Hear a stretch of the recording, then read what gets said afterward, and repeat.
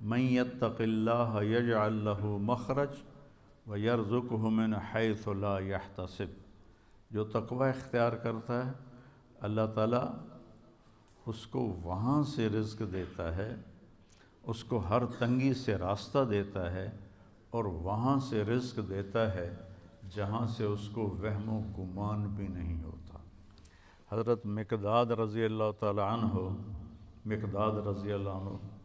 پیشاب کرنے گئے تو سامنے ایک سوراخ تھا، جہاں وہ بیٹھے پیشاب کر رہے تھے سوراخ تھا، تو ایک چوہا اندر سے نکلا اور 1 دینار آپ کے سامنے پھینک کے اندر چلا گیا، پھر گیا، پھر ایک دوسرا دینار لے کے آیا، پھر 3، پھر 4، پھر 5، پھر 6، پھر 7، پھر 8، 19 دینار اس نے اپنے سوراخ سے نکال کے حضرت مقداد کے سامنے پھینک کے اندر چلا گیا۔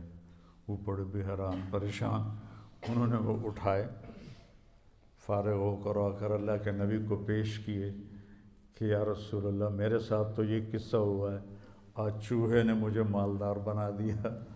تو آپ نے فرمایا یہ رزق ہے جو اللہ نے تجھے عطا کیا ہے۔ پھر یہ آیت پڑھی من یتق اللہ یجعل لہ مخرج ویرزقہ من حیث لا یحتسب۔ اب یہ راستہ صرف مسلمان کے پاس ہے کہ اگر وہ تقوی اختیار کرتا ہے تو اسے اللہ وہاں سے دے گا جس کا اس کو وہم و گمان بھی نہیں ہوگا۔ من یتق اللہ یجعل لہ من امرہ یسرا، جو تقوی اختیار کرے گا اللہ اس کے لیے آسانیاں پیدا کر دے گا۔ من یتق اللہ یکفر عنہ سیئاتہ ویعظم لہ اجرا، جو تقوی اختیار کرے گا اللہ اس کے گناہوں کو معاف کر دے گا، صاف کر دے گا۔ یکفر کا مطلب ہوتا ہے نشان مٹا دینا،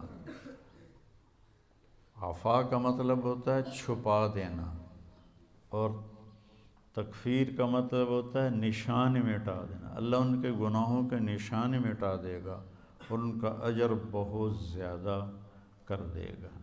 ان تصبروا وتتقوا لا یضرکم کیدہم شیئا ان اللہ بما یعملون محیط۔ تم صبر اور تقوی اختیار کرو تو دشمن کی کوئی چال تمہارے اوپر کارگر نہیں ہوگی، اللہ ان کا گھیرا ڈالے ہوئے ہے، ان کے گرد گھیرا ڈالے ہوئے ہے۔ تقوی کی مثال کیا ہے؟ آپ کے پاس پیسے ہوں اللہ کے فضل سے تو آپ ہر چیز خرید سکتے ہیں، گھر خرید سکتے ہیں، گاڑی خرید سکتے ہیں، جائیداد بنا سکتے ہیں، سیر و تفریح کر سکتے ہیں۔ تو تقوی ایک ایسا سرمایہ ہے جس سے آپ دین کے ہر عمل پہ چل سکتے ہیں۔ تقوی ایک ایسا سرمایہ ہے جس پر آپ دین کے ہر عمل کو اپنا سکتے ہیں اور اس پہ چل سکتے ہیں۔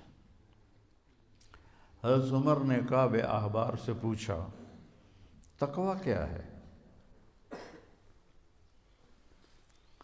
چونکہ قرآن میں مختلف تعبیرات ہیں تقوی کی، تو حضرت عمر نے پوچھا، کعب احبار یہودی عالم تھے، ایمان لائے تھے، تابعی ہیں، مت تقوی؟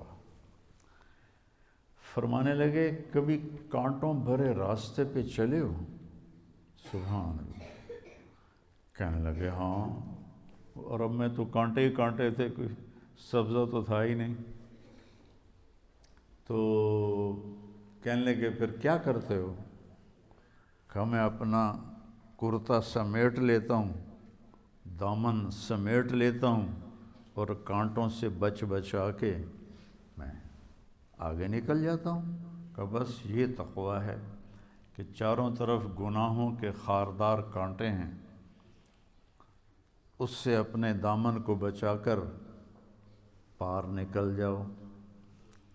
اور دوسرا کہ لوگوں کے سخت رویے ہیں، کانٹوں کی طرح چبھتے ہیں، تو روزے کا صلہ بتایا گیا ہے تقوی، کہ اس سے انسان کو تقوی حاصل ہوتا ہے، اللہ کی خشیت، اللہ سے حیا کو تقوی کہتے ہیں۔